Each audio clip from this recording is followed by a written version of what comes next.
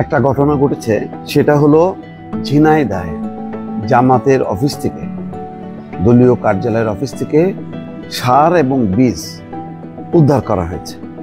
এটি নিয়ে ব্যাপক চাঞ্চল্য তৈরি হয়েছে, বিব্রতকর অবস্থা।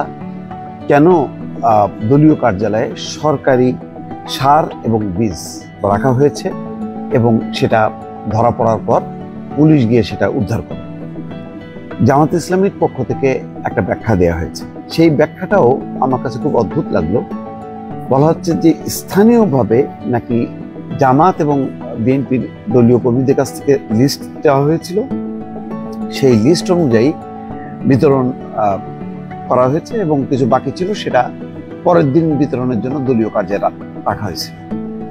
আমি কখনো শুনিনি কোনো সরকারি কোনো কৃষি বিভাগ মানে সার এবং বীজ বিতরণের জন্য দলীয়ভাবে কোনো কাউকে আহ্বান জানানো হবে যে সার এবং বীজ আপনারা আপনাদের কর্মীদের মাধ্যমে বিতরণ করেন। এটা তো কৃষি বিভাগের নিজস্ব ব্যবস্থাপনা আছে, নিজস্ব নানান উইং আছে।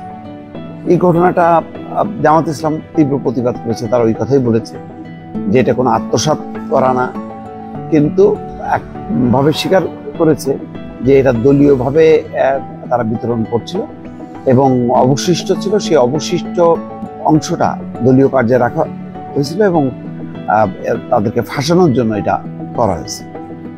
তো কথা হলো যে বিতরণ না হলে পরের দিন বিতরণ করা হবে, সেই সার এবং বীজ দলীয় কার্যালয়ে কেন থাকে?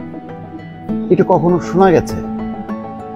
এই ঘটনা কিন্তু আওয়ামী লীগ আমলেও শোনা যায়নি যে আওয়ামী লীগের দলীয় কর্মীদের মাধ্যমে বিতরণ করার জন্য কৃষি বিভাগ সার বীজ দিছে, তো বিতরণ করার পরে বাকিটা তারা রাখছে, পরের দিন আবার বিতরণ করবে। ঘটনাটা খুবই বিব্রতকর এবং এতে এক ধরনের মনে হয় যে সরকারের বিভিন্ন উইংগুলোকে এখনই রাজনৈতিক দলগুলো ব্যবহার করতে শুরু করেছে। ঝিনাইদহে জামাতের কার্যালয় মিলল সরকারি অনুদানের সার এবং বীজ শিরোনামে প্রকাশিত সংবাদে আবার প্রতিবাদও জানাইছে। শনিবার এক বিবৃতিতে দলটি বলেছে, জেলা প্রশাসন এবং কৃষি বিভাগ থেকে কৃষকদের মধ্যে বিতরণের জন্য জামাতকে দেওয়া সার এবং বীজ বিতরণ শেষ করতে না পারায় ওই দলীয় কার্যালয়ে রাখা হয়েছে। প্রশাসন বা কৃষি বিভাগ কেন দলকে বলবে, রাজনৈতিক দলকে কেন বলবে? রাজনৈতিক দল ঝিনাইদহে কি শুধু বিএনপি জামাত আছে, আরো নাই? অন্য দল কি নেই?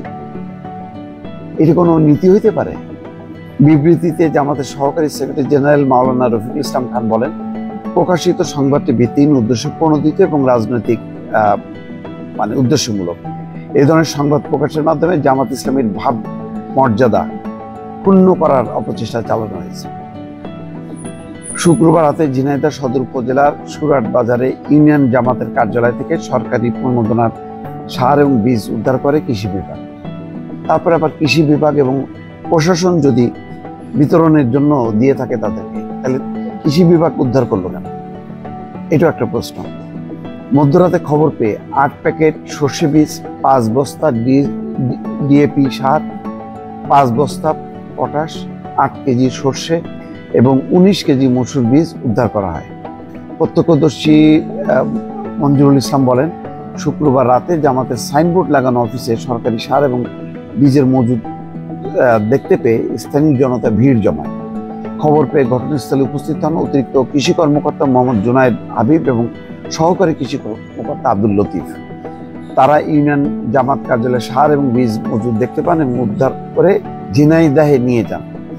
ঝিনাইদহ সদর উপজেলার কৃষি কর্মকর্তা নুন নবী জানান, কৃষকদের জন্য বরাদ্দ করা সার এবং বীজ রাজনৈতিক কার্যালয়ে মজুদ রাখার কোনো নিয়ম নেই। এটাই তো হওয়ার কথা। কৃষকরা গত বুধবার উপজেলা পরিষদ থেকে প্রণোদনা সার এবং বীজ গ্রহণ করেন। এই সময় তারা স্বাক্ষর করে বীজ এবং সার নিয়েছেন। এগুলো 12 কৃষককে দেওয়া হয়েছে। সেই সার এবং বীজ একটি রাজনৈতিক দলের অফিসে পাওয়া গেছে।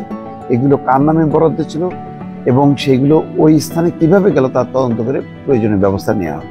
তবে বিবৃতিতে জামাত দাবি করছে যে ঝিনাইদহ জেলা প্রশাসনিক কৃষি বিভাগ তৃণমূল পর্যায়ে কৃষকদের মধ্যে সরকারি প্রণোদনার সার এবং বীজ বিতরণের জন্য স্থানীয়ভাবে বিএনপি জামাতের কাছ থেকে তালিকা নিয়েছিল, কিন্তু মধ্যরাতে বিএনপি নেতা ইউপি চেয়ারম্যান বিল্লাল হোসেন তার অনুসারীদের নিয়ে সেখানে সার এবং বীজ উদ্ধারের নাটক সাজিয়েছেন যাতে জামাতকে ফাঁসানো যায়। বিএনপি কিন্তু বলেনি যে হ্যাঁ আমাদেরকেও কাছে দেওয়া হয়েছিল বিতরণের জন্য। পুরো বিষয়টা খুবই রহস্যজনক এবং এটা অকল্পনীয়।